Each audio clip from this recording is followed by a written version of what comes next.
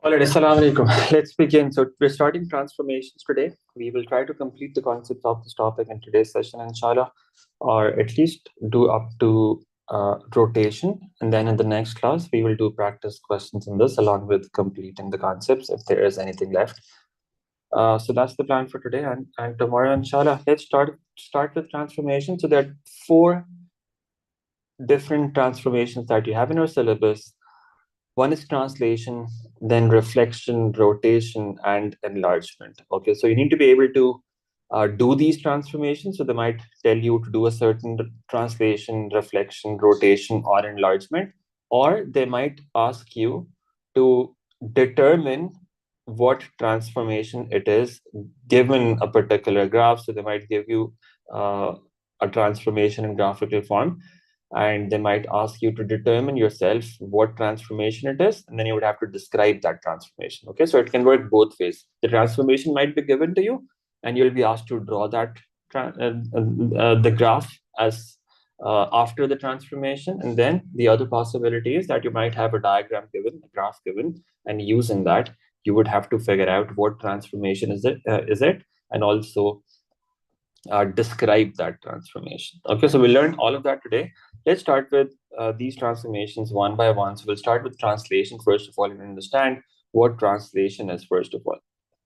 Let's do that using this example. So let's say we have a triangle that looks like this. This is triangle A that you see here. It has 3 vertices. One is at X, another at Y, another at Z. Okay, now translation is basically shifting a figure from one place to another, that you just pick up the figure from here, go right, left, up, down, and take it to another position, right? By moving left, right, up, down. So you shift the figure in some direction. Okay, so translation can be thought of as a shift, right? That the diagram will shift to another position. Now, translations are normally described in terms of vectors, okay, in terms of vectors. So you'll have a vector like this. We've talked about vectors already. You have a vector like this, in which the first component represents the the first number represents the X component, and the second number represents the Y component. So if you have something like this, if you have a vector that looks like this, plus minus A and plus minus B. Now, if you have plus A, that means you're going A units to the right. If you have minus A, that means you're going A units to the left. Okay. If you have plus B as the vertical component, that means you're going B units up. And if you have minus B as the vertical component, that means you're going B units down. Okay. So this plus minus means left, right. And this plus minus means up, down. Okay. So if we want to do a translation with this vector, so we want to translate A by this vector. Okay. Now the first number represents the X component and the second number represents the Y component. -4 means that you have to go 4 units to the left, and 5 means that you have to go 5 units up. Okay, 5 is the vertical component. So what you do is you look at this diagram, take every point, shift it 4 units to the left, and then 5 units up. Let's start with point X, for instance. Okay, so where is this point X going to go? It goes 1, 2, 3, 4 units left. So it goes like this, 1, 2, 3, 4. It goes right here. And then it goes 5 units up, 1, 2, 3, 4, 5. So the point X is going to go here. And then you can do the same thing for each point. You can do the same thing for Y as well. 1, 2, 3, 4, and then 1, 2, 3, 4, 5. Y is going to be right here. Or an alternative is, once you have figured out one point, for example, if you have figured out one point X, now you can draw that same figure with X being the bottom left corner. Draw that same diagram there. So where is the point Z going to be? It's going to be 2 units above X. So just draw that figure here as it is. So that's point Z. And then the point Y, that goes here. And the triangle looks like this. This is the transformed triangle. Now, once you're done the transformation, these points are normally represented like this. We say this is X dash or X prime. This is Y prime, and this is Z prime. Okay, and that represents that this is the transformed diagram. Okay, so that's the translation of this triangle. We go 4 units left and then 5 units up, and we get to that result. Okay, all right. Now that's one thing that you would have to do. That you would have a translation given, and you would have to apply that translation and figure out what the result turns out to be. The other possibility is that you might have a triangle given, a transformation shown on the diagram, and you would have to figure out what transformation it is. So you have this triangle A, and this triangle A, let's say it goes to triangle C. It becomes C. Now you have to describe this translation. That's what we have to do. We have to describe this translation. Now, how do we describe the translation? Let's take any one point. Any one corresponding point. So we have a right angle at the point X. So the point corresponding to that point is this point here, where you have an angle of 90 degrees. Let's call this X prime. Now, that point is moving here. So now just using this one point, we can figure out, okay, how many units do you have to go left, right, and how many units do you have to go up, down? So in order to go from X to X double prime,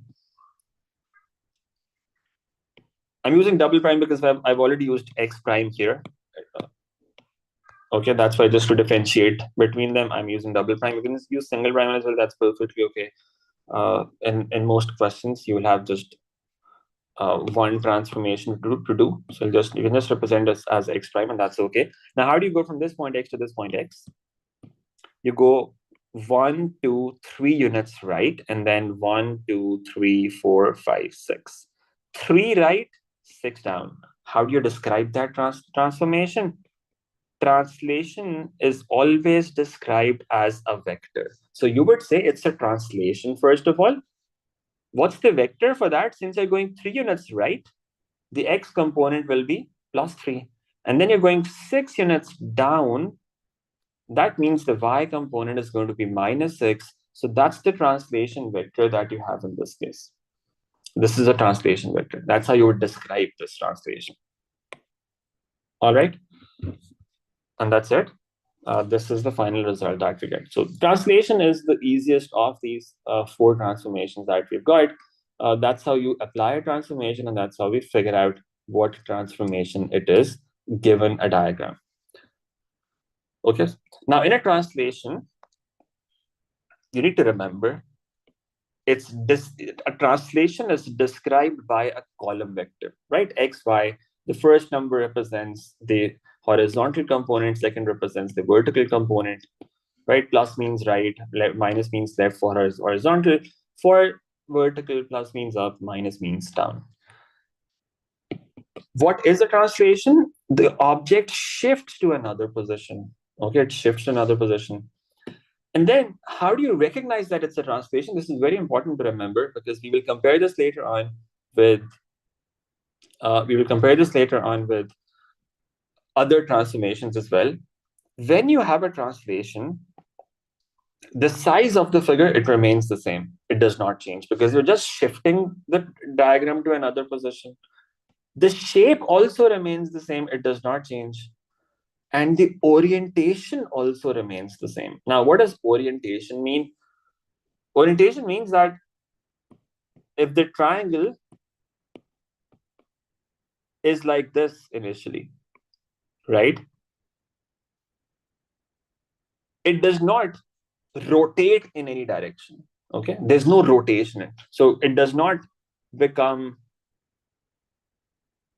this, for instance. Okay, and it does not become this, for instance. It's not reflected or rotated, right? So the orientation remains the same. It's just like you have picked the triangle up from here and just shifted it to another position, keeping its orientation the same. Okay, so it will be in the same shape as it is, and the orientation would also be the same. X point will be bottom left, Y point will be bottom right, Z will be on top, and it will be exactly like this. Okay, that's what it means. So that's how you recognize that it's translation. Okay, it will look like a shift from one point to another. Okay, let's move on to the next transformation. The next is reflection. Okay, what about reflection now? Let's focus on the graph on the left side, first of all. So let's say we have a triangle, the same triangle, and now what we want to do is we want to reflect this triangle in x-axis. Reflect the triangle in x-axis. What does that mean? The line of reflection is supposed to be the x-axis. The line of reflection is supposed to be the x-axis. Now, how does that work? Just give me a second. What I'll do is I'll shift these to the right a bit.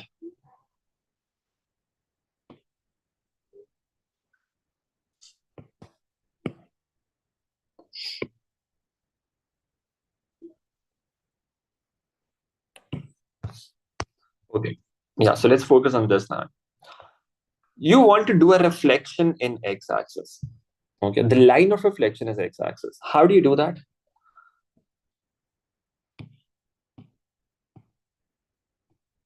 If this is your line of reflection,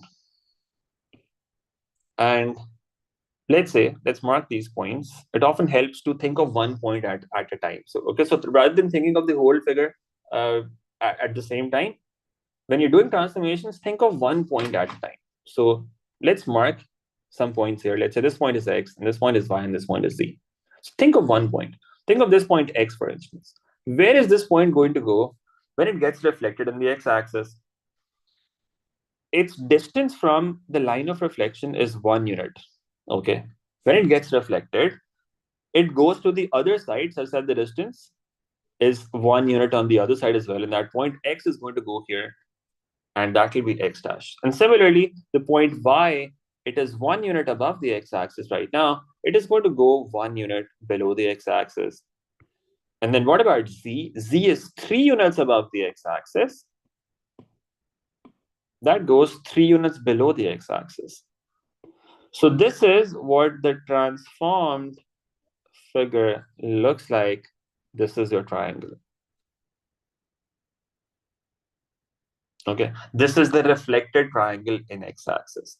So when you're reflecting an x-axis, you just look at the distances, vertical distances. This was 1 unit, so it had to be 1 unit on the other side as well for the points X and Y.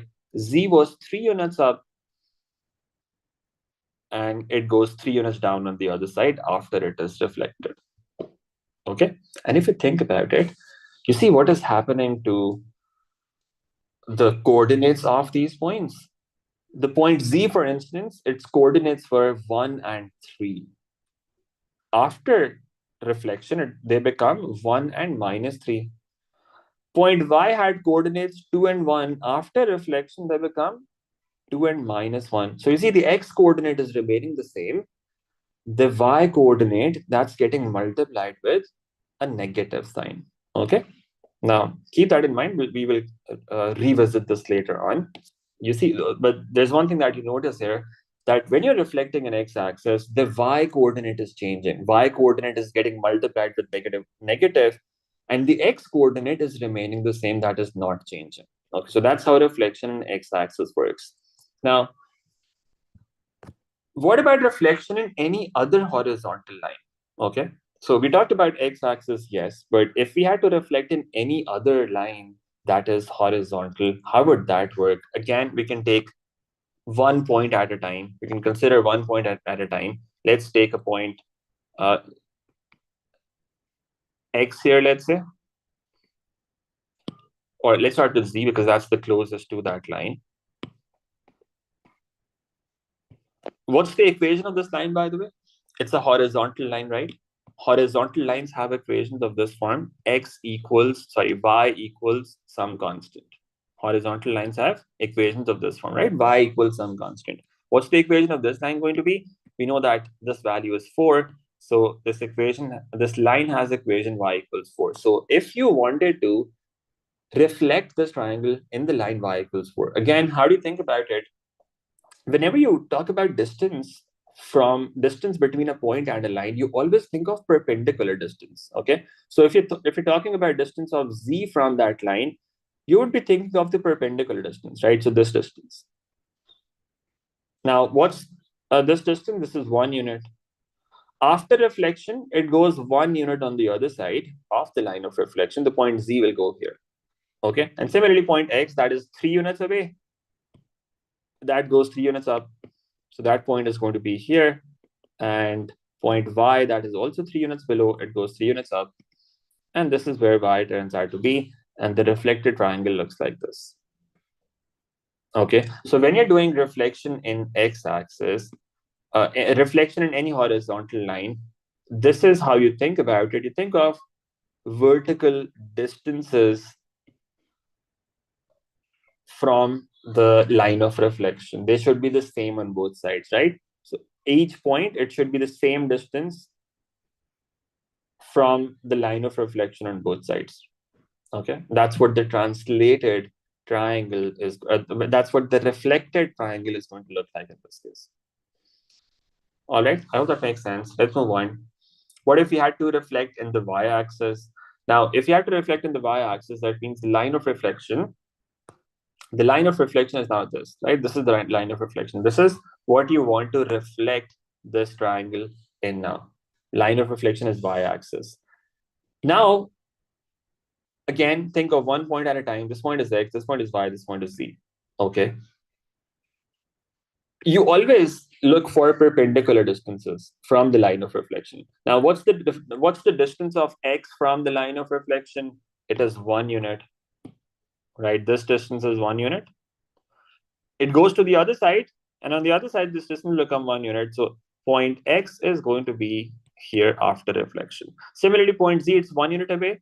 It goes 1 unit away on the other side, and that becomes z dash here. And then y is 2 units away from the y-axis. It goes here, and this is what your reflected triangle looks like. Okay, that's with y-axis. If there was any other vertical line, it'll be the same process. But for y-axis in particular, again, keep the coordinates in mind. They help sometimes do such problems more efficiently and quicker. If the point z had coordinates 1 and 3, after transformation, you see what they become? They become -1 and 3. Right? The y coordinate remains the same, and the x coordinate, it is changing its sign. Its sign is changing. Similarly, the point y had coordinates 2, 1. On the other side, it becomes -2 and 1. Again, the x coordinate, it changes its sign. The y coordinate remains the same. That was reflection in y-axis. If there was reflection in any other vertical line apart from y-axis, for example, if there was this line. Now, what's the equation of this line? Vertical lines have equations of this form, x equals some constant, right? That's the form that we have for equations of vertical lines. So now we want to reflect this in this line, reflect this triangle in this line. How do you do that? The equation of this line is x equals 4, right? We want to reflect it in the line x equals 4. Again, you think of one point at a time. Let's say this is x, this is y, this is z. What's the distance of y from that line? Perpendicular distance. This is 2 units. It goes 2 units on the other side, and that's going to be here. This is point y prime. What about x? X is 3 units away from that line. That is going to go 3 units on the other side, and that's your point x prime. And then what about z? Z is 3 units to the left. It goes 3 units right, and that's the point z prime. These are the 3 points that we were looking for. Now you can draw that triangle. It looks like this.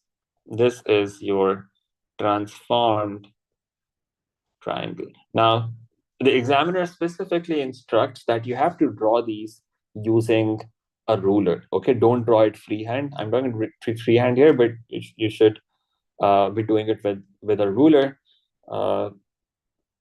if you do not do that, they can deduct marks for that, because it clearly says in the syllabus that you should be drawing straight lines using a ruler. Okay, so you have to do that. Always use a scale, a ruler for drawing these lines. Okay, all right, so that's how you reflect in vertical lines. Now, these were easier. Now, what if you had to reflect in the line y equals x? What about this now? Reflection in y equals x. How does this work? Now, what is y equals x line, first of all? Y equals x line. You can think of some points. Y equals x. If we take x equal to 0, y is also going to be 0.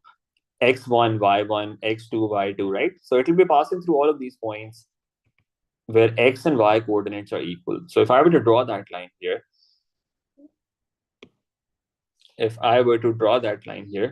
let's see what that would look like.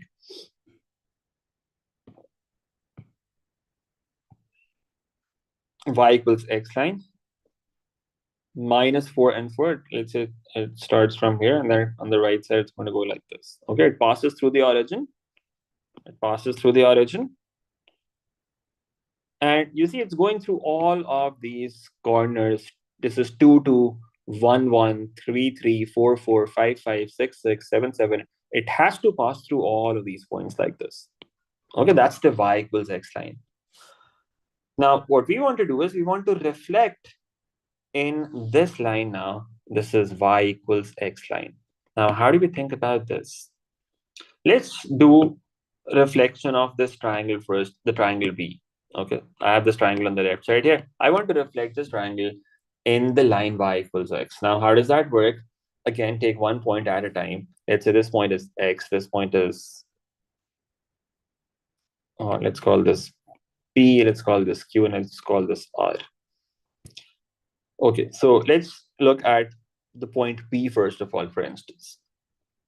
Now, when we talk about distance of a point from a line, remember, it's always perpendicular distance. It's always perpendicular distance between the point and the line.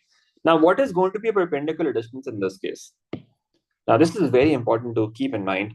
When you have a line that looks like this, that's passing through all of these corners like this, its perpendicular is also going to be like this. It is going to pass through the other corners in this way.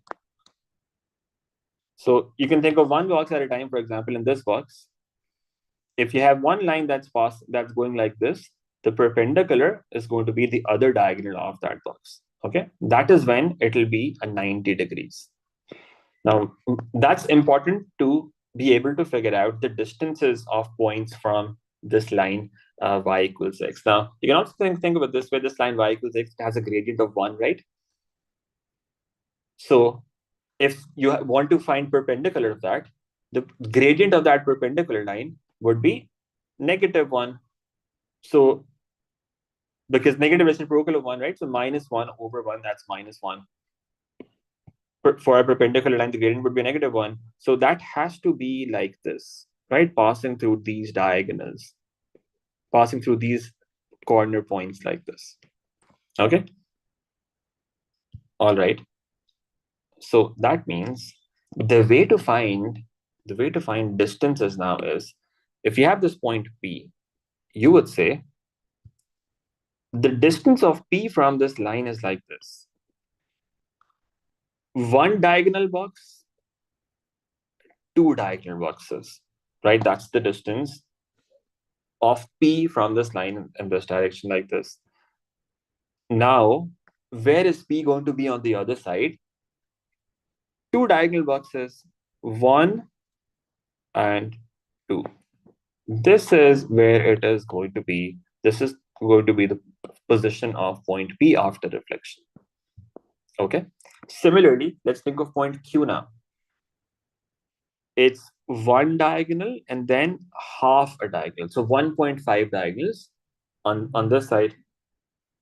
So on the other side as well, we want 1.5 diagonals when it's reflected in this line. So this is half, and then this is one more. This is where the point Q is going to be. Okay, that's the position of the point Q. Then what about R? Again, this is one diagonal, two diagonals, three diagonals on the left side. Okay, so you go three diagonals on the other side. One, two, and three.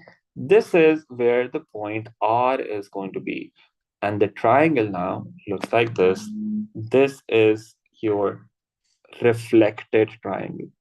This is the reflected triangle. Now, these dotted lines that I've drawn, this is just for your own working. You can erase them as well. Uh, you don't necessarily have to draw them, but that's how you figure this out. This is your reflected triangle. P prime, Q prime, and R prime. Okay. Now, what about this? Sometimes it can happen like this as well, that you have a triangle or you have any figure, any diagram, and the line of reflection is passing through that diagram like this. Okay. Now, what about this? How do you reflect this now? Again, since you have to think of one point at a time, do not get confused with this. Just take one point. Okay. Don't think about the whole triangle that okay, some part of this is on the right side, some part is on the left side. That will confuse you. Just think of one point at a time. So, for instance, I can say I've got this point X here, this point Y here, and this point Z here. Now, where does point X go? X lies on the line of reflection.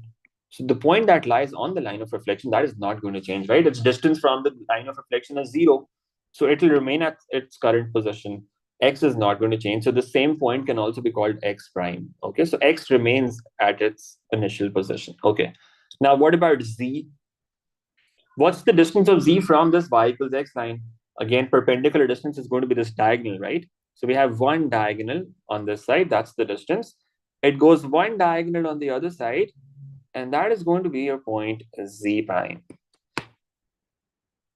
Okay. And then what about Y? Y is half a diagonal on this side. So it goes half diagonal on the other side. The point Y is going to be here. And the transformed triangle now looks like this. This is the reflected triangle. This is the reflected triangle. Okay. This is the reflected triangle. Now that looks weird, but you just think of one point at a time and you get that result. All right. Okay. Now you could do those reflections for any lines now that have a gradient of 1, right? We talked about the Y equals X line. We talked about the Y equals X line. It was a diagonal like this, right? Passing through the corners. Now, if you have any other line that has gradient 1, it's going to be parallel to this, right? It's going to be of a similar shape, similar direction. So if you have Y equals X plus 3, for instance, I want to reflect this diagram in the line Y equals X plus 3. Okay. Now, Y equals X plus 3 has a gradient of 1 as well. So it's going diagonally like this in this direction. So the distances from the point, the perpendicular distances in this case as well, they're also going to be like this, right? Passing through each of these boxes, each of the corner like this, each of the corners like this. Now, what do I mean by that? Let's take some corresponding points. Let's say this point is X, this point is Y, this point is Z. Again, consider one point at a time. What's the distance of point X from this line? Diagonally, right? So we have to consider perpendicular distance. Perpendicular in this case is going to be this diagonal. This is one diagonal and then half a diagonal. 1.5 diagonals, right? So you go 1.5 on the other side. This is 0.5 and then one more. This is what you end up getting. This is X prime. What about Z? This is half a diagonal on this side. It goes half on the other side. And that's your point Z prime. And similarly, Y, it's one diagonal and then two diagonals. So it goes 2 on the other side. 1 and 2. the reflected triangle looks like this. This is x prime, y prime, z prime. This is what your reflected triangle is going to look like. All right, makes sense? So that's how you do reflections in lines that have gradient of 1, right? It could be y equals x plus something, x minus something. You think of diagonal distances like this. Then what about reflection in the line y equals minus x? You'd also have to do that sometimes. Reflection in y equals minus x line. How does that work? Now y equals minus x line looks like this. It's in this direction, right? This is the direction for y equals minus x line. And you see, again, it's passing through all of these points. So this is minus 5 and 5. This is minus 4 and 4, minus 3 and 3, minus 2 and 2. So it's passing through all of these coordinates like this. Okay. All right. Now, again, we have to do reflection of this triangle in this line y equals minus x. How do you do that? Again, think of one point at a time. Let's say this point is x, this is y, this is z. What's the distance of x from this line? Again, you think of diagonal distance. It's one box on this side.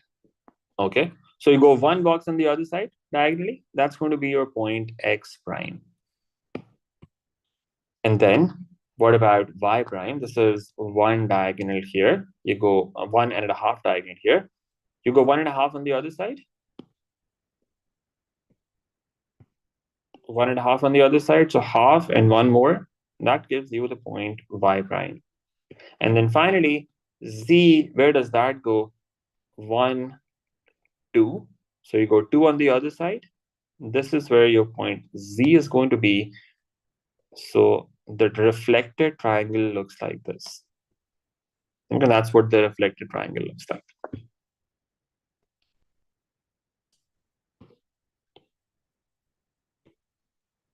Make sense? Any problems with this? Any questions on this? No problems? Okay, good. Let's move on to the next one.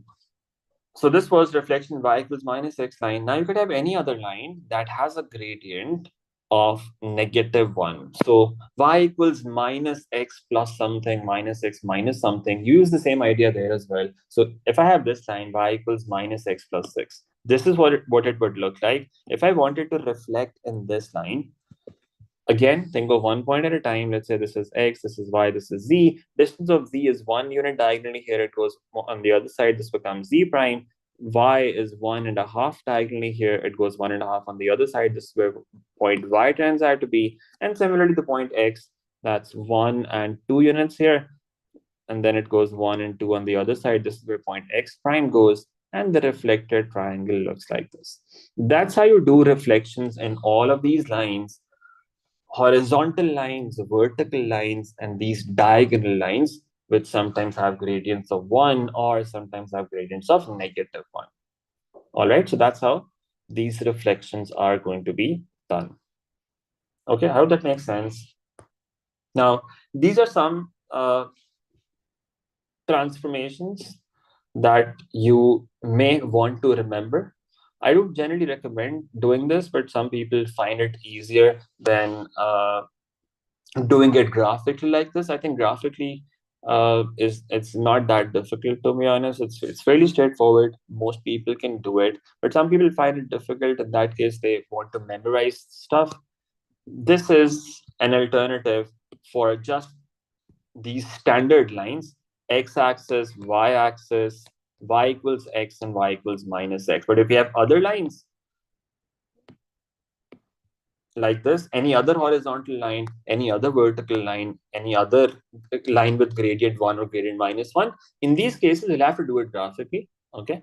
But if you have y equals x, y equals minus x, x-axis or y-axis as the lines of reflection, you can remember what happens to the points when you do this reflection as well. And just you can then plot those points directly. And that idea basically is if you are reflecting in x-axis and there's a point AB, its reflection is going to be A minus B. So the x coordinate will remain the same, and the y coordinate, that is going to change its sign. It's going to become minus B. When you're reflecting in y-axis, what happens in that case? The points on the right, they go left. The points on the left, they go right, right? So the y-axis, the y coordinates remain the same, but the x coordinates, their sign changes. All right. When you're reflecting in y equals x line, what happens in this case is, if we have coordinates AB, they become BA. So the coordinates are swapped like this. Okay, so I can show that on the diagram here as well. Y equals x reflection. So if there was a point R here, for instance, this point had coordinates -4 and 2. When it's reflected, this reflected point, it has coordinates 2 and -4, right? So they're swapped. X and Y, they basically get switched. Okay. So if you want to remember it, you can also do that. So in case of y equals x reflection, these points get interchanged like this. And then finally, in case of y equals minus x reflection, you swap the coordinates. So it becomes B and A, and you also change their signs. Okay, so you do both of these things here. You swap them, you switch x and y, and also you change their signs. If you want to remember them, you can do this, although there's a very high probability that you end up mixing these up and getting them wrong. So doing it graphically is safer, and I think it's not that difficult as well. But this is a backup in case you find doing it graphically difficult. All right. So that's how reflections work.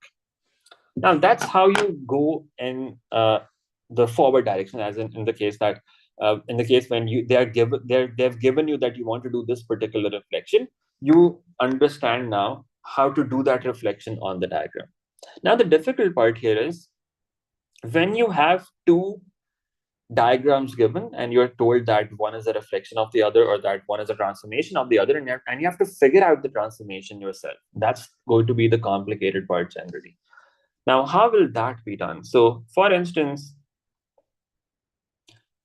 if we have a situation like this, we have a triangle A that is mapped to triangle B. Okay. So A is transformed to the triangle B. Now, in this case, we need to figure out what transformation it is. Okay, what transformation it is. That is what we want to figure out. Now, how do we do this? How do we figure out that this is a reflection, if it is, and how do we describe that reflection? So remember, for translation, we used to use a vector to describe it.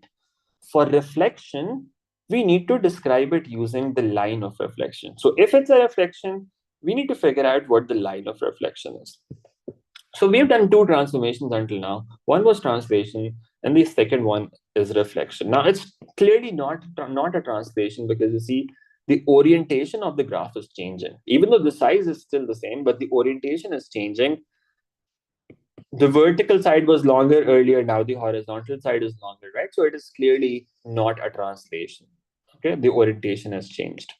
Okay, so what's the other possibility? It could be reflection. Now, how do we determine if it's a reflection or not? Now, one rule that we have for figuring out if something is a reflection or not, it works like this, that you mark the corresponding points first of all. Let's mark the corresponding points. How do you do that? You have this right angle, right? So you can say this is the corresponding point on both sides. Let's say this is x, then this point here is x prime. And the transformed figure, x corresponds to this point. Okay. Now, if I had the other points like this, y and z, now how do I know where is y going to be and where is z going to be in that figure? Now, you see, distance of x and z, that is 2 units, and distance of x and y, that is 1 unit. So y should be closer to x and z should be far away from x. So distance of y should be 1 unit. That means y is supposed to be this point here. So that's y prime. And the distance of z is supposed to be 2 units. So this point here is supposed to be z prime. Okay, so these are the corresponding points that we have now. So now we know which point in the original figure corresponds to which point in the transformed figure. Now what you do is you join the corresponding points. Okay, do this with a pencil, ideally using dotted lines, because this is just something that you want to recognize from this working. Join corresponding points. So x with x, y with y,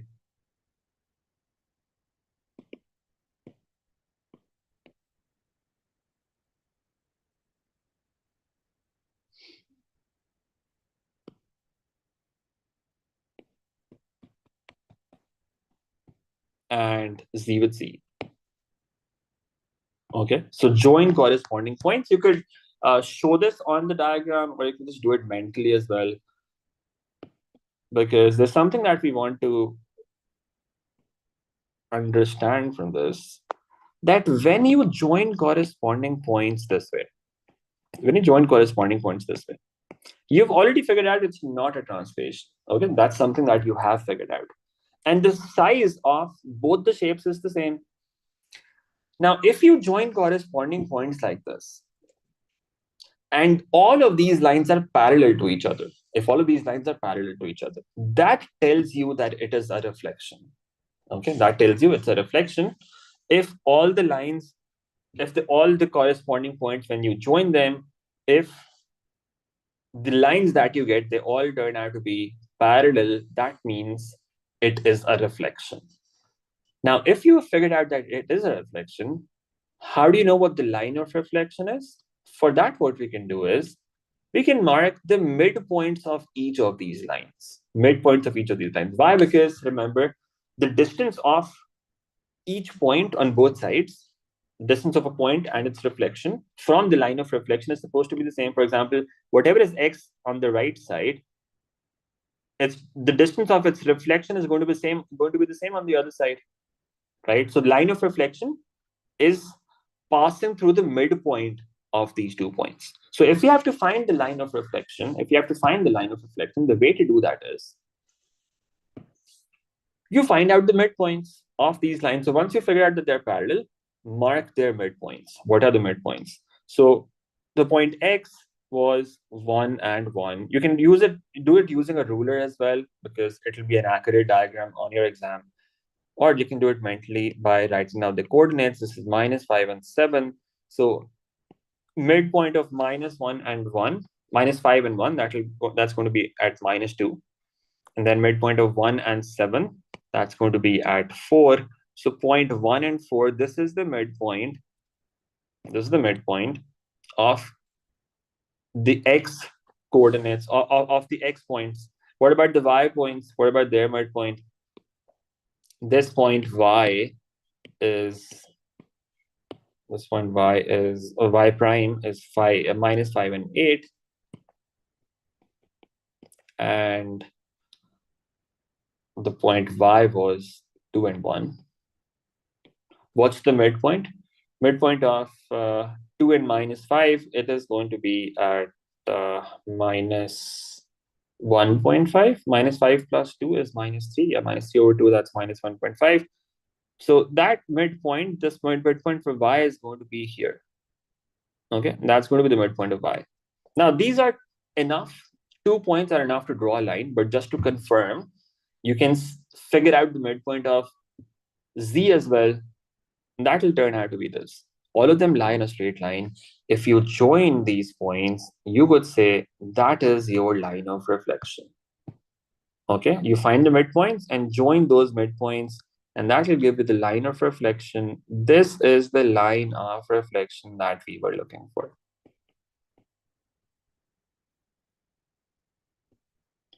Okay, so it is a reflection. So how do we describe this now? Number one, we say it's a reflection. And then to describe a reflection, we need to write down the line of reflection. What's the line of reflection? Now, it's a straight line. We can figure out what the equation of this line is, right? It is something of gradient 1. You can see that. Or you can take some point, take 2 points and find the gradient. You can take any 2 random points on this line. Let's take this point, for instance. This point is 1, 7. Take another point on the line. Let's take this point. This is -4 and 2.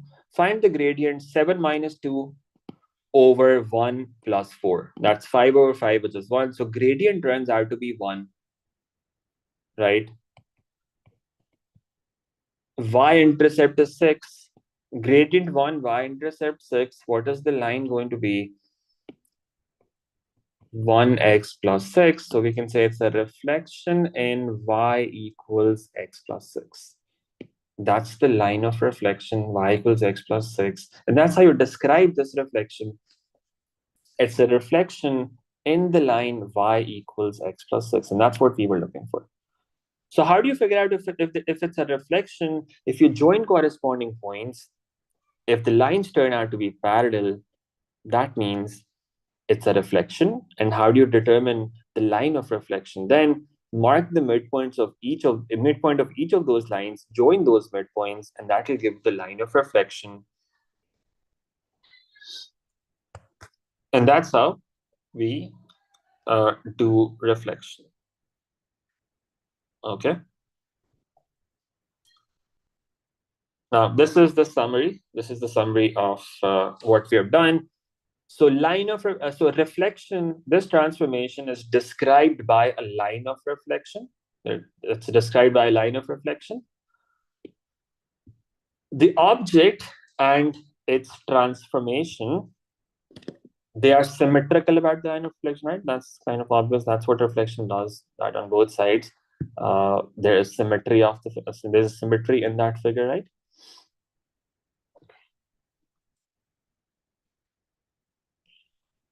The size and shape of the figure, they remain the same, they do not change. But the orientation changes. That's the difference between a translation and a reflection. In translation, the orientation used to remain the same, right? There was no, whatever it was, so if it was this before, it can't become this or this. The orientation could not change in translation. In reflection, the orientation changes. And the perpendicular distances of corresponding points on the image and the image on the object and the image, they are the same from the line of reflection. So the corresponding points have the same distances from the point line of reflection. We'll talk about this in a bit more detail later once we've done rotation and enlargement as well, how to differentiate between the transformations, how to figure out what transformation it is given a particular diagram. We'll talk about that. But let's move on to rotation. So there was something here that I had written down. I accidentally erased that, I think.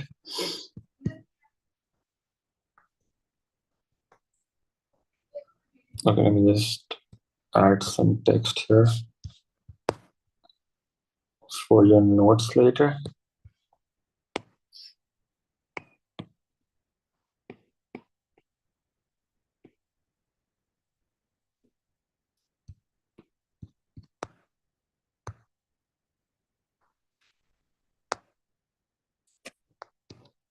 Yeah, so this is what we talked about verbally.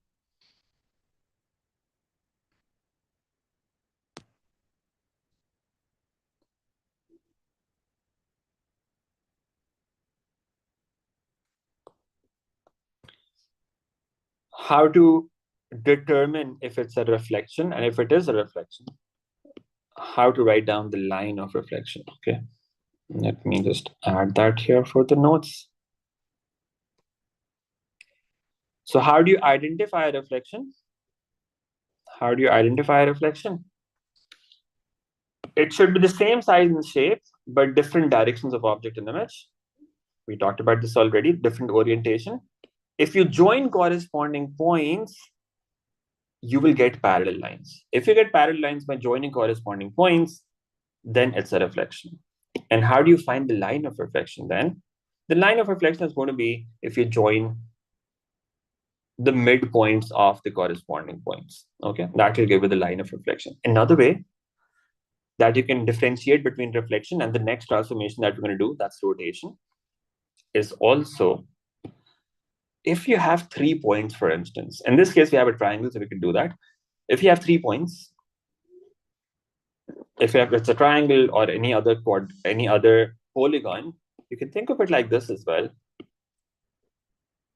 In the original figure, you have x, y, z like this. If you go anti-clockwise, you have x, y, z, right? In the other diagram, if you start from the same point x and you go anti-clockwise, you get x, z, y. So the direction of the object has changed. Now x, y, z is if you go in the clockwise direction.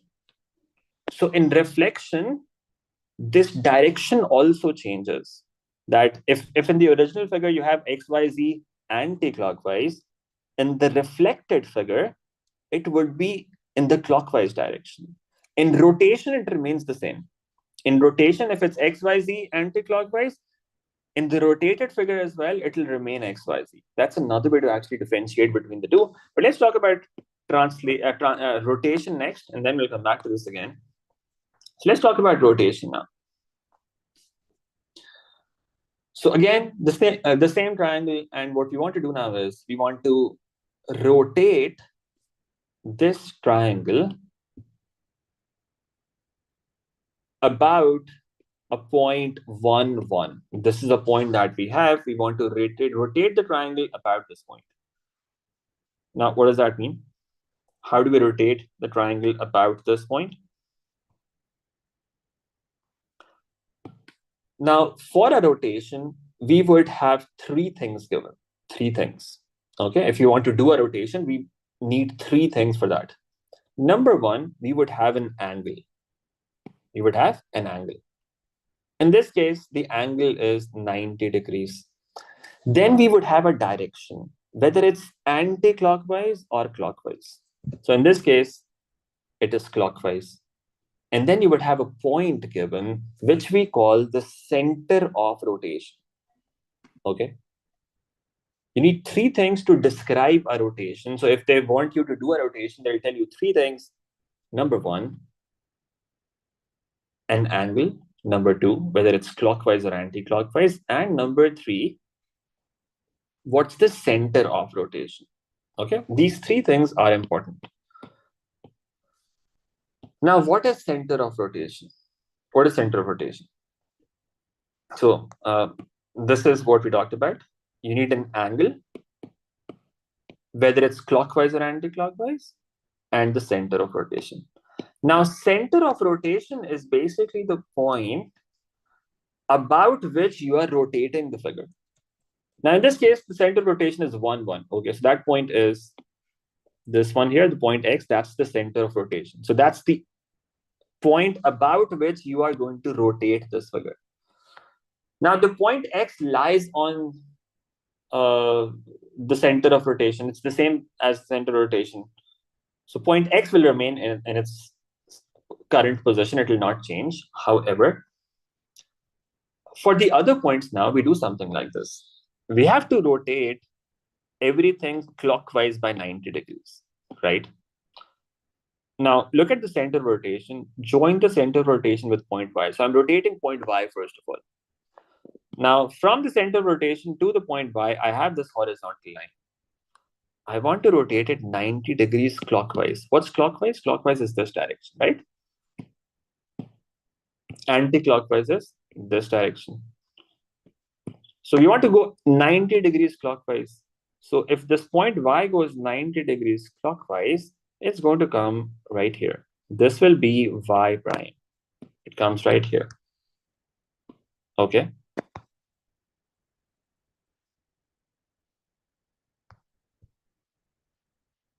So it goes here and it comes to this point y prime like this. Okay, so that's how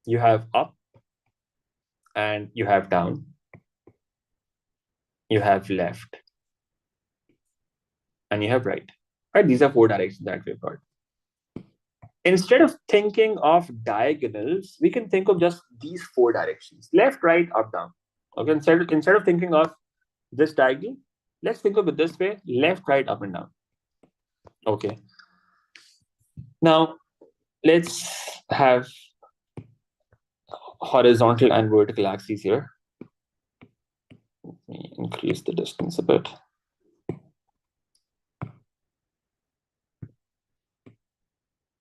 Like this. So we have these horizontal and vertical axes. If we have some point from the center of rotation, so this is the center of rotation, whatever that point is, let's call this point C the center of rotation.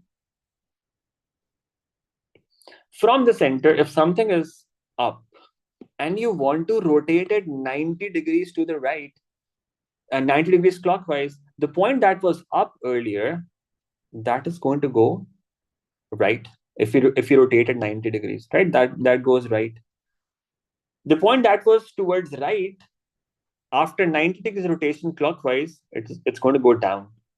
The point that was down earlier, after 90 degrees clockwise rotation, that goes left.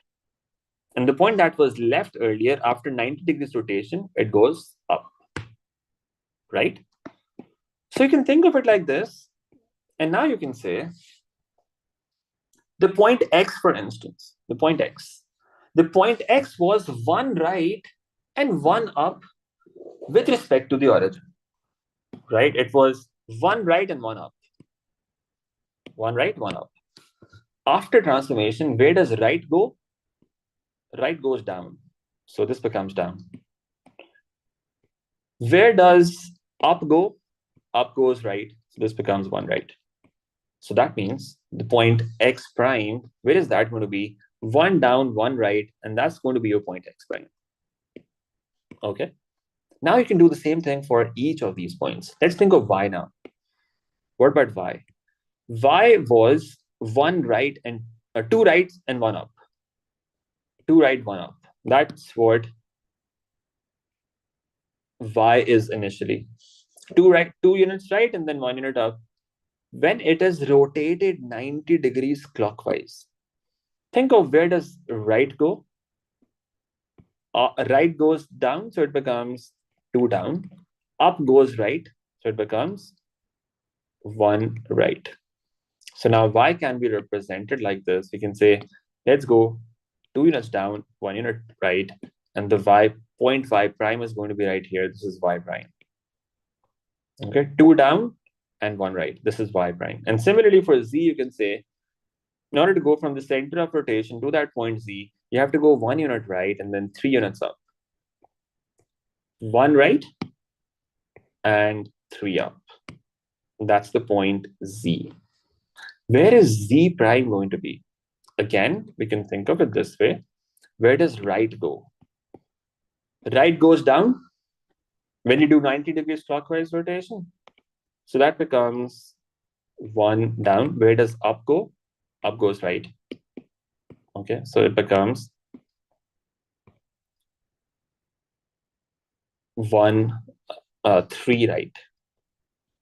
And you see, in most cases, once you figure it out for one of them, the other points are also going to be the same way. So generally, from the center of rotation, all the points are either going to be left down or left up or right up or right down. Okay, so you'll only have to use that diagram on the right side once, and then you can see what's happening in each of these cases, right? Right is becoming down, up is becoming right. Right is becoming down, up is becoming right. Right is becoming down, up is becoming right. Okay. So let's mark that point Z now. It was 1 right earlier. Now it goes 1 down. So 1 down and then 3 right. That's here. This is the point Z prime. You can draw that triangle now. The rotated triangle looks like this. X, Y, Z. All right. This is the rotated triangle about origin. It's 90 degrees clockwise rotation. Okay, and now if you think about it, when you do rotation, the distance from the center of rotation of each point and its corresponding transformed point, it's the same, right? It was 1 unit diagonally earlier, it's 1 unit diagonally afterwards. For y, it was 2 in one direction, 1 in the other direction. Afterwards as well, it's 2 in one direction, 1 in the other direction. So the distances are going to be the same. And for z as well, it was 3 in one direction, 1 in another direction. Now as well, it's 3 in one direction, 1 in another direction. So the distances from the center of rotation, they remain the same. They do not change when you rotate a figure. Okay. And that's how this rotation process is going to work. Now let's do a couple more examples in this to try to understand this better, how to use this diagram that I've drawn on the side, how to use that better. Let's understand how to use that again using some other examples. So let's say now we want to rotate this triangle anti-clockwise 90 at an angle of 90 degrees in the anti-clockwise direction about 2, 5. So the center of rotation in this case is the center of rotation is 2 and 5. Okay, now where is that point? Let's mark that point. First of all, 2, 5, that point is right here. Okay, this is the point 2, 5. Okay, this is the center of rotation. Let's call this point C. And let's say this point is X, this point is Y, this point is Z. How do you rotate this anti-clockwise now about this point? Again, look at one point at a time. So let's start with X, for instance. Now, point X with respect to the center of rotation, that point is 1 unit left and 1, 2, 3, 4, 4 units down. That's the position of point X with respect to the center of rotation initially. After we rotate this, where does it go? After rotation, just think about that. We can draw that diagram on the side to help us understand that better. Up, down, right, left. It's 90 degrees anti-clockwise. 90 degrees anti-clockwise means up goes left, left goes down, down goes right, and right goes up, right? That's how it's going to change. So X prime, left becomes down. So it becomes 1 down. 4 down becomes 4 right. So from the center, you go 1 unit down and then 4 units right. This is where the point X prime is going to be from the center. Okay. Similarly, you can do the same thing for Y and Z. You can say Y, what's that? From the center of rotation, it's 1, 2, 3, 4 units down. Horizontally, it's nothing. So you can say it's 0 units right or left. Vertically, it's 4 units down. Okay. Or you can just, use 4 down. There's no other movement, right? What about Y prime? Where does down go? Down goes right. Okay, so it becomes 4 right. So Y prime, it's going to be 4 right, 1, 2, 3, 4. And this is going to be the point Y prime after doing 90 degrees anti-clockwise rotation. And then finally, what about point Z? Point Z is 1 left and 2 down. So it's 1 left and 2 down. Where is Z prime going to be? Left goes down. So you have 1 down. Down goes right. Right, down goes right. So that's 2 right. So from the center, Z prime is going to be 1 down and 2 right. This is point Z prime. And that is what your rotated triangle looks like. That's a rotation of 90 degrees anti-clockwise about 2, 5. So 2, 5 is the center of rotation. That's what it looks like. Okay. And now if you notice, in anti-clockwise direction, you've got X, Y, Z here. In anti-clockwise direction, you've got X, Y, Z here. So in rotation, these points remain in the same direction. If it was anti-clockwise X, Y, Z earlier, after rotation as well, it remains X, Y, Z. anti-clockwise. And in reflection, it used to change, right? The direction of the points, it used to change in case of reflection. That does not change in case of rotation. Let's talk about this. 180 degrees rotation about 2, 4. 180 degrees rotation about this point 2, 4. Where is point 2, 4 going to be? Point 2, 4 is going to be right here. This is the point 2, 4. Now, how do you do 180 degrees rotation about this point? This is the center of rotation. Again, you can write down those points. Although this is much simpler, you don't even have to do that drawing here. But if you want to do it that way, I'll show you how to do it using that first. This is up, down, left, right. When you do 180 degrees rotation, what happens is up will go down, right? 180 degrees rotation. Down will go up, left will go right, and right will go left, right? When you rotate 180 degrees, that's what happens. Again, think of one point at a time, X, Y, Z. If you want to do it that way, you can say the point X from the center of rotation, that is 1 left and then 3 down. After rotation, 180 degrees rotation, what happens is left becomes right, so it becomes 1 right, and down becomes up, so it's 3 up. So 1 right and 3 up. And that's going to be this point X prime. And then you could do the same thing for the other points as well. However, in case of a 180 degrees rotation, it's much simpler to just do it directly on the diagram, because when it's 180 degrees rotation, what that means is whatever was the distance of each point on one side of the center of rotation, it's going to be the same distance on the other side after rotation of 180 degrees, right? So this is where point X bar is going to be, X prime is going to be. So you can do it directly like this as well without having to write it out on the side like this. What about Y?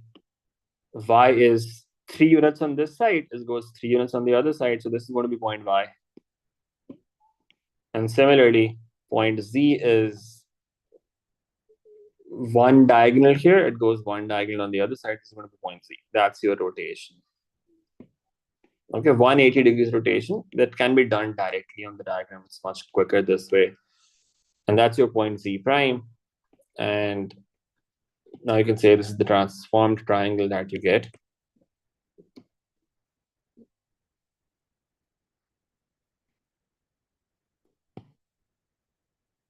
This is the transformed triangle that we got.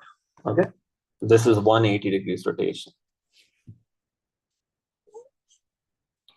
It's not reflection. Reflection is always in a line, right? Reflection has a line of reflection. Rotation is about a point. It's about some center of rotation, right? So it's not the same as reflection. That's what it looks like. 180 degrees rotation. All right, I hope that makes sense. Now, again, there are some common rotations for which, if you want to memorize what the results turn out to be, you could do that. If the center of rotation is origin, and you want to do 90 degrees clockwise or anti-clockwise rotation, or 180 degrees rotation, or 270 degrees rotation. Remember, 270 degrees anti-clockwise, that's the same thing as 90 degrees clockwise, right? For example, if I have this center of rotation, if I rotate something, let's say 270 degrees, so I have this point A here, for instance. If I rotate this 270 degrees anti-clockwise, I'll say 1, 2, 3, this is 270 degrees anti-clockwise. That's equivalent to saying that you do 90 degrees clockwise rotation. So these two are equivalent to each other. Similarly, 90 degrees anti-clockwise is the same as 270 degrees clockwise. 180 degrees, it doesn't matter whether it's clockwise or anti-clockwise. 180 degrees rotation just takes your point on exactly the other side. In that case, it doesn't matter whether it's clockwise or anti-clockwise, you get the same result in both cases. Now, these are some points that you can remember. Again, I don't do it myself. I don't even remember these points like this. I find it hard to remember because they end up getting mixed up. But if there's someone who thinks that their memory is very strong and they like it this way by remembering how the points are going to change, then you can do it this way. If the center is origin, so this only works if the center is origin. And you want to do 90 degrees clockwise rotation. If the original point is AB, it becomes B minus A. So you switch the points and change the coordinate, change this number, basically, whatever was the X coordinate earlier, now is the Y coordinate. You change its sign. And then for rotation of 90 degrees anti-clockwise, you switch them and then change this sign. And for rotation about origin, you just change both signs. Okay. Now, if you want to remember them, you can do that, but you can do everything without remembering these. Okay. So I would recommend doing it graphically like that directly. That will ensure that even if you forget that, you would be able to do it from the graph itself. Okay. And it's not that difficult. It might be a bit more time taking, slightly more time taking, but that's okay. It doesn't take too long still.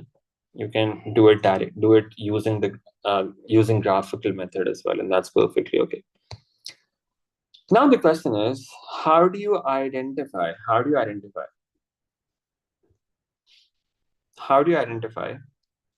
whether something is a rotation? Okay, now we will end with this. This is the last thing that we want to do right now. Enlargement will be done in the next class then. How do you identify if you have a rotation? So if you have a figure that's going from the triangle A and becoming triangle B, now what is this transformation? So we have done 3 transformations until now, right? We've done deflection, rotation, and translation. It's clearly not translation because the orientation is changing, right? It was the triangle was standing earlier, now it's like the other way. So it's not translation, it's not a shift, it's something else. It's either a reflection or a rotation. When the size of the figure is the same and it's not a translation, there are only 2 possibilities. It's either a reflection or a rotation. Now, how do you figure out whether it's a rotation or a reflection? Remember the rule that we used to use for reflection. If we join corresponding points,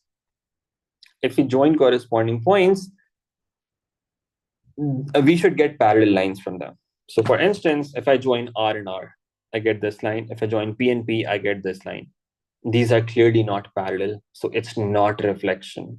Okay, so we have ruled out translation, we have ruled out reflection. If it was a reflection, we should have gotten parallel lines when we joined corresponding points, Q, Q, R, R prime, P, P, P, P prime. And that's not what we're getting here. These are not parallel lines. So it is not a reflection for that reason. So that tells us that it is a rotation. Okay, it's not translation, it's not reflection, it has to be a rotation. Since the size is also not changing.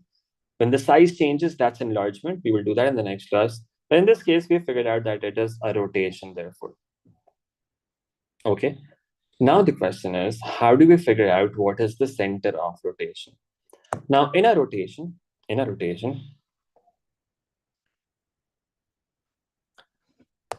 the corresponding points of the object and its image. Image is the transformed figure.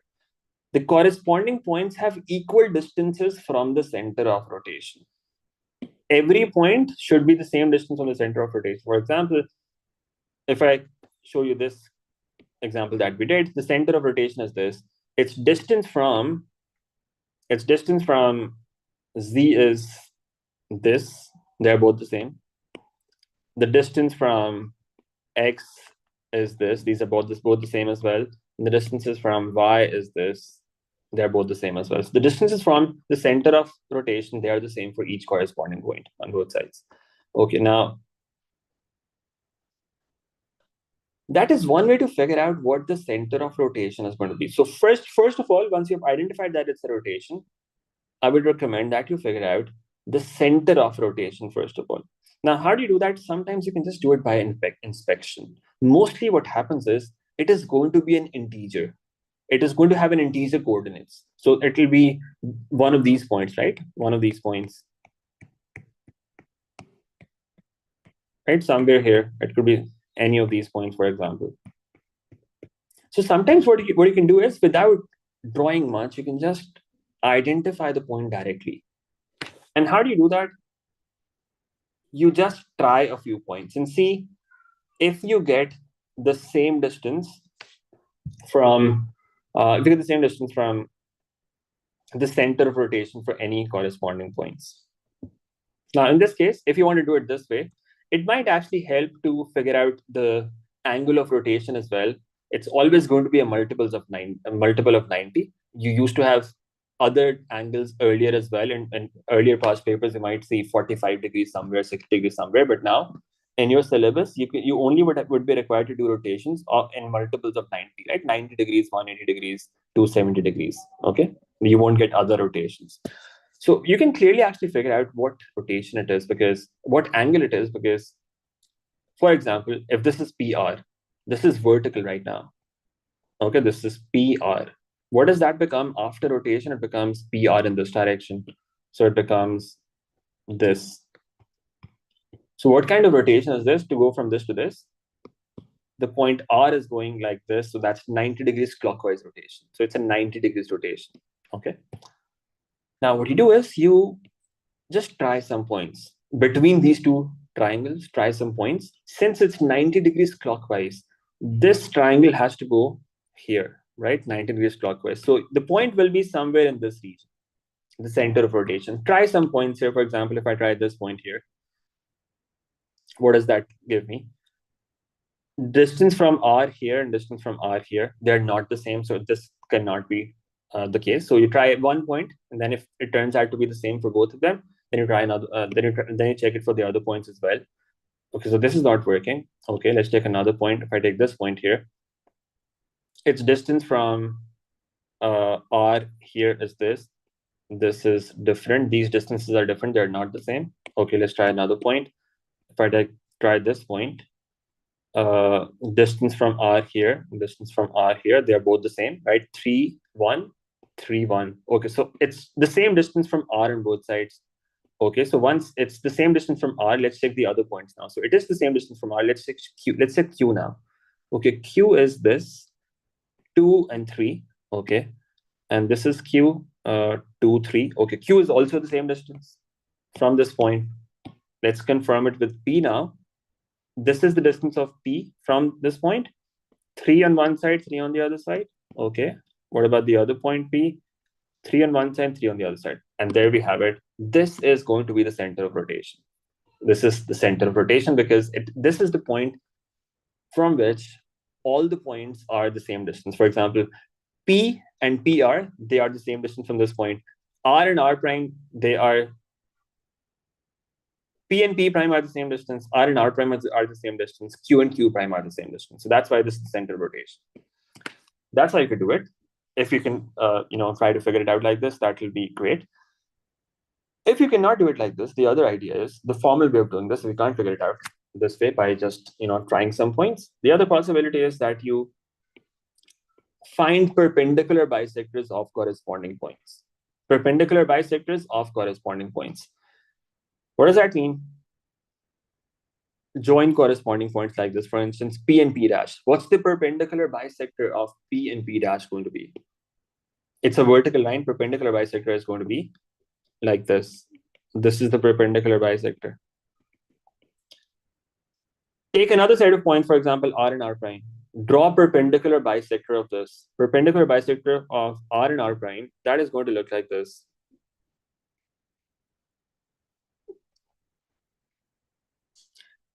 Now, when you draw these accurately, the point where these perpendicular bisectors meet each other, that is going to be your center of rotation. The point where these perpendicular bisectors, they meet each other, that is going to be the center of rotation. So let's say you figured out the center of rotation now. The center of rotation is this point C. So that's how you do it. Let me show this to you here. Draw perpendicular bisectors of corresponding points on the object and image. The point of intersection of these perpendicular bisectors is going to be the center of rotation. That's how you identify the center of rotation. Okay. And this is the alternative that I tried the first time. You just take a few possible points. Whichever point has the same distance from a point and its corresponding image, then that will be the center of rotation. So these are two ideas that you can use. This is quicker, but a bit tricky. You'll have to check multiple points. If you can't figure it out this way, the other more formal way of doing this is draw perpendicular bisectors where they meet. That's the center of rotation. Now, once you have figured out the center of rotation, so now we know that the point C here is the center of rotation.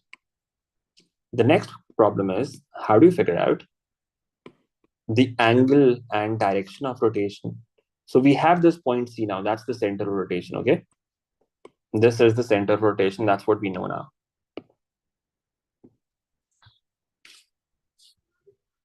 Now, in order to describe a rotation, we need to have the angle and also the direction, whether it's rotating clockwise or anti-clockwise.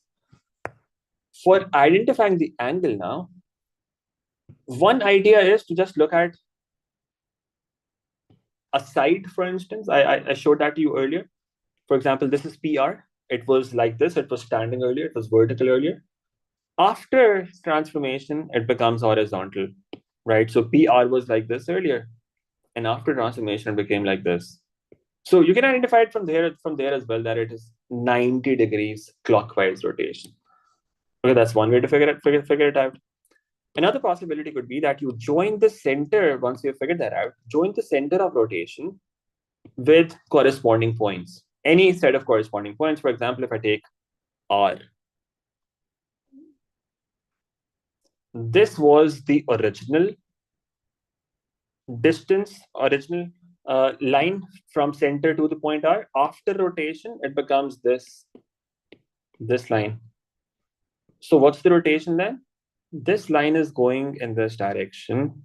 It's a 90 degrees clockwise rotation. It's a 90 degrees clockwise rotation. So how do you describe this line? You would say it's a 90 degrees clockwise rotation about this center of rotation, which is 4 and 4. Or I can say with 4, 4 as the center of rotation. With 4, 4 as the center of rotation. Okay? That's how you would describe this rotation. Make sense? This is how you would describe this rotation. Now, this is the summary of this. Join any set of corresponding points on the image and the object, then observe the angle and direction from that, like we did in this case. So how do you identify that it's a rotation? You join corresponding points. If the lines that you get are non-parallel, that means they are, it's not a reflection, so it's a rotation. If the size is also not changing and it's not a translation, the only possibility is that it's a rotation. How do you identify that it's how do you identify the center of rotation? Draw perpendicular bisectors wherever they intersect. That is going to be the center of rotation. And the other possibility was to just do it by trial and error by checking a few points, and you can also find it directly sometimes. And then the angle of rotation, and then this is how you describe it. Then it's a 90 degrees clockwise rotation with 4, 4 as the center of rotation. All right, so that's how rotation works. Now, in the next class, we will talk about enlargement and also do some practice questions after that. But this is it for today. We will complete this in the next session. We will do enlargement and also do past paper questions from the worksheets then afterwards. All right, that's it for today. I'll see you again in the next class tomorrow. Allah Hafiz.